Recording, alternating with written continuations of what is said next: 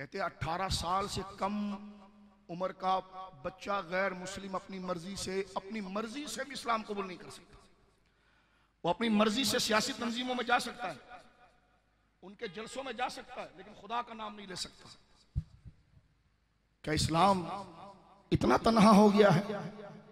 इस्लाम के नाम पर हमारी गर्दनें मोटी हो गई, बाजू मोटे हो गए, और इस्लाम इतना कमजोर हो गया है, मरना नहीं हमें। फिर कहते 18 साल, आगे बढ़ रहा हूं क्योंकि करंट इशू है।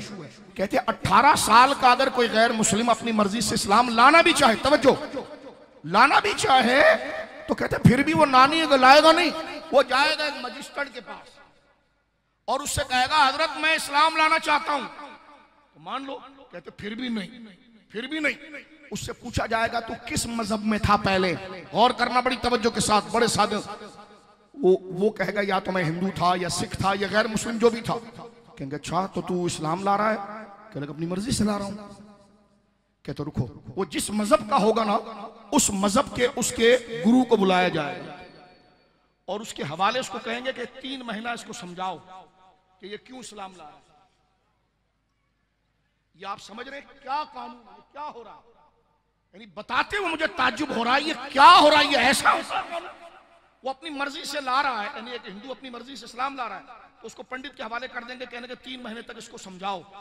क्या समझाओ? यही समझाओ कि इस्लाम सही नहीं है, यही समझाओ माज़अल्लाह के खुदा एक नहीं है, यही समझाओ कि कुरान सच्ची किताब नहीं है।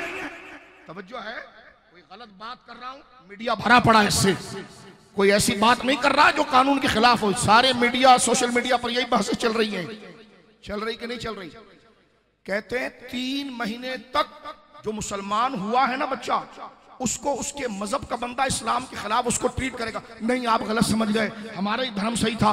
3 महीने के बाद अगर वो कहे नहीं मैं तो मुसलमान ही हूं, तो फिर जाकर मजिस्ट्रेट साहब उसको दस्तखत करेंगे कि तुम मोमिन है। अबे मजिस्ट्रेट की औकात क्या है किसी को मुसलमान कहने की? जिसने कलमा पढ़ लिया खुदा की नजर मुसलमान हो। अपनी अदालत का खुद मजाक बनाओगे, अपने इस्लाम के सामने नहीं आना खुद, क्योंकि ये वो चीज है कि बतला दो गुस्ताख नबी को गैरत मुस्लिम जिंदा है, उन पे मर मिटने का जज्बा कल भी था और आज भी है। अब आप गौर कीजिए, कहते हैं 18 साल का बंदा भी अगर ईमान लाना चाहे तो उसको उसके मजहब के वाले हवाले कर दिया जाएगा और वो उसको सिखाएगा। आप समझ रहे हैं कितना बड़ा जुल्म है? इसका सीधा सा तर्जुमा ये है, ये तब्दील ये मजहब का बिल नहीं, ये इस्लाम को खत्म करने का बिल है। और इसमें एक बात सुन लीजिए आप, अगर वो 3 महीने तक, भाई यहां तो मुसलमान के आगे भी एक पुलिस वाला आकर खड़ा हो जाए हजरत, तो वो घबरा जाता है बेचारा।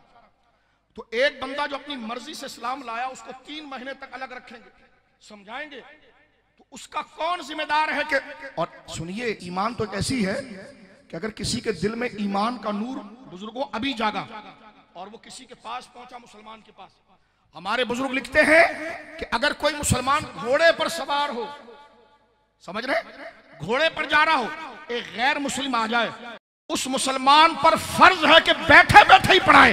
अगर वो कहे मैं उतर के पढ़ाता हूं तो खुद काफिर हो जाएगा। इतना लम्हा भी उसे कुफ्र में ना छोड़े, अर्रिज़ा बिल कुफ्र कुफ्रुन। तो 3 महीने तक अगर वो मजिस्टर हवाले करेगा तो खुद उसका क्या निकाह रहेगा, खुद वो कैसे मुसलमान रहेगा? उसमें वो मजिस्टर खुद मर गया तो हम पूछते हैं ये तो तुमने कानून से उसको भी काफिर बना दिया। जनाब उसको 3 महीने के लिए उनका पंडित ले जाएगा। ओ भाई जब अपनी मर्जी से हो गया तो फिर पंडित के हवाले क्यों कर रहे हो? तवज्जो है आपकी?